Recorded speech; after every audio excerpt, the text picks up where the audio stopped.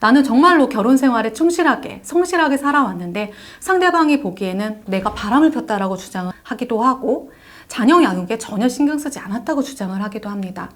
그런 서면들을 받아봤을 때 너무나도 충격을 받는 의뢰인분들을 제가 많이 봤습니다.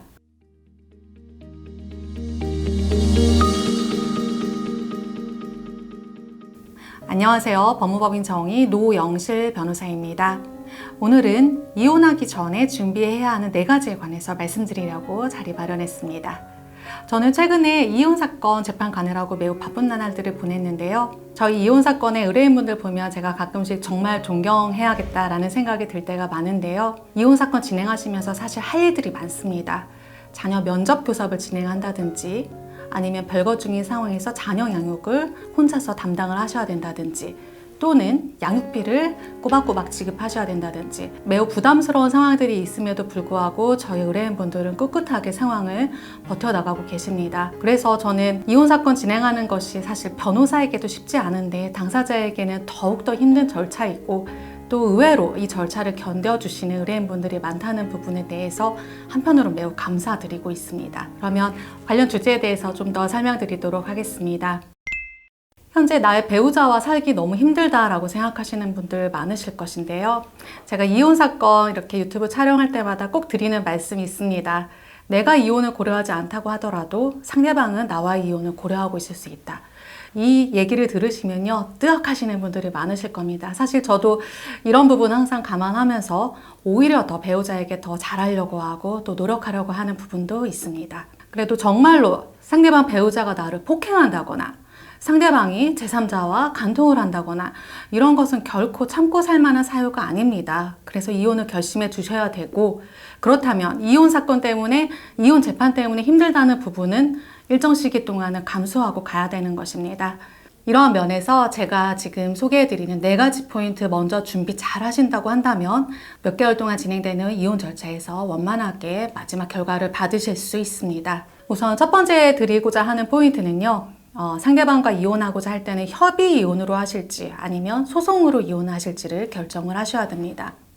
협의 이혼이라는 것은 말 그대로 상대방과 원만한 협의로 협의 이혼을 하되 그 협의 이혼의 내용을 법원에 신고한다는 것입니다. 그런데 아시다시피 협의 이혼에 대해서 최근 법원에서 이혼 숙려제라는 제도를 도입하였지요. 그래서 상대방과 내가 협의 이혼에 관한 문서를 작성했다고 하더라도 그에 관해서 법원에서 유예기간을 받게 되는 것입니다. 이 협의 이혼 신고서에는 내가 상대방에게 혹은 상대방이 나에게 미성년인 자를 위해서 지급해야 될 양육비를 기재하도록 되어 있으므로 이 부분은 염두에 두셔야 되고요. 그런데 이런 협의 절차가 상대방과는 도저히 안 된다. 그리고 상대방의 귀책 사유를 이유로 해서 위자료를 받아내고 또한 재산도 분할받아야 된다 라고 한다면 소송으로 가시는 게 맞습니다. 그리고 이혼이라는 것은 결국에는 상대방의 귀책 사유를 입증해서 나의 이혼 청구를 인용해달라고 청구하는 것입니다. 그렇기 때문에 상대방이 어떤 부분을 나에게 잘못한 것인지에 대해서 내가 스스로 입증을 해야 됩니다. 이 부분은 사실 변호사가 조력을 해드려야 되는 부분이지만 또 일상적으로 배우자와 살고 있는 관계에서 발생하는 일들이기 때문에 미리미리 당사자께서 준비해 주셔야 됩니다. 상대방이 나를 폭행한 날이 있었다 라고 하면 경찰서에 바로 신고하시기 바랍니다. 경찰서에 신고를 하게 되면 상대방이 처벌받는지 여부와는 관계없이 사건, 사고, 확인원이라는 문서를 발급받으실 수 있습니다. 그렇게 되면 그날 상대방이 나를 때린 상황, 어떻게 때렸는지 구체적이진 않지만 나를 때린 상황에 대해서 충분히 입증하실 수 있습니다. 또한 상대방이 제3자와 간통을 하고 있는 것 같다라고 한다면 그에 관한 증거를 수집할 필요는 있습니다. 그런데 조심하셔야 될 것이 최근에 위치 정보에 관한 보호 법률이 생겼습니다. 그래서 흥신소를 산다거나 어떤 사람을 써서 상대방의 일거수일투족을 따라다니는 행동은 지양하셔야 됩니다. 상대방이 제3자와 간통하는 현장을 우연히 채집하게 되신다고 한다면 그때 사진을 찍어 두시는 게 좋고요. 저희 의뢰인분들께서는 배우자의 핸드폰을 보고 상대방 간통남이나 간통녀와 대화를 나눈 부분을 캡처해서 변호사들에게 전달해 주시기도 합니다. 세 번째는 현실적인 문제라고 할 수 있는데요. 별거 부분에 대해서 준비를 해주셔야 됩니다. 이 부분은 사실 변호사들이 해결해 드리기가 어렵습니다. 상대방과 협의 이혼을 한다든지 재판상 이혼 절차를 진행하고 계실 때 그런데 상대방 배우자 한 집에서 살고 있다. 굉장히 이상한 상황이지요. 그렇기 때문에 결국에는 이혼 전에라도, 그러니까 이혼 판결 전이라도 상대방과 주거지를 분리하는 절차가 필요한 것이고요.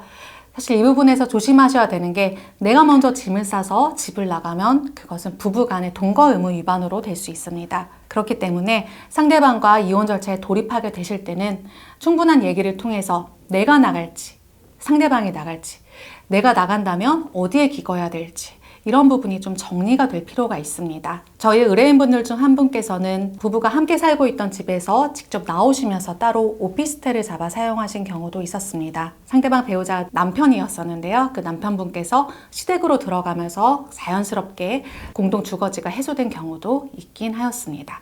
네 번째로 이혼 전에 준비해 주셔야 될 부분은 나 스스로의 마음가짐입니다. 내가 상대방과 이혼하게 될 때 경제적으로는 어떻게 살아나가야 될지, 또한 미성년인 자가 있을 때는 이 아이들을 어떻게 양육할 것인지에 대해서 본인의 중대한 선택이 있으셔야 되고 선택에 따른 책임을 이행할 준비가 돼 있으셔야 됩니다. 또한 이혼 소송을 진행하다 보면요, 결국 나와 상대방의 주장은 서면으로 주고받게 되는데 이 서면에는 사실 거짓말이 난무합니다. 이 소송에서 이기기 위해서는 결국 내가 어떤 상대방의 기측 사유를 주장을 하고 그거에 대한 증거를 제출하고 상대방도 또 똑같이 하고요. 이런 절차가 주고받고가 계속됩니다. 근데 그 과정에서 나도 그렇지만 상대방도 절대 진실만을 얘기하지 않습니다. 나는 정말로 결혼 생활에 충실하게, 성실하게 살아왔는데 상대방이 보기에는 나는 내가 바람을 폈다라고 주장을 하기도 하고 자녀 양육에 전혀 신경 쓰지 않았다고 주장을 하기도 합니다. 그런 서면들을 받아봤을 때 너무나도 충격을 받는 의뢰인분들을 제가 많이 봤습니다. 이런 부분이 무섭다고 해서 이혼을 진행하지 마시라는 말은 아니고요. 이런 부분에 대해서 마음 준비가 되었을 때, 그럴 때 소송 진행 중에서도 정신적으로 버틸 수 있다는 부분을 말씀드리는 것입니다. 네, 이상 이혼 전 준비하셔야 될 4가지에 관해서 좀 말씀을 드렸습니다. 이혼 소송 진행하다 보면 제일 큰 문제는 상대방 배우자와의 싸움이다 보니까 자존심에 상처를 입으시는 의뢰인분들이 굉장히 많다는 것입니다. 이 부분에 대해서 내가 충분히 준비를 하고 이혼 절차에 돌입한다고 하면 내가 상처받는 부분을 최소화할 수 있다는 부분 때문에 오늘 꼭지를 마련을 하였고요. 이혼 사건 관련해서 문의사항이 있으시거나 고민이 있으신 분들께서는 언제든지 저희 법무법인 정의에 연락 주시기 바랍니다. 기다리고 있겠습니다.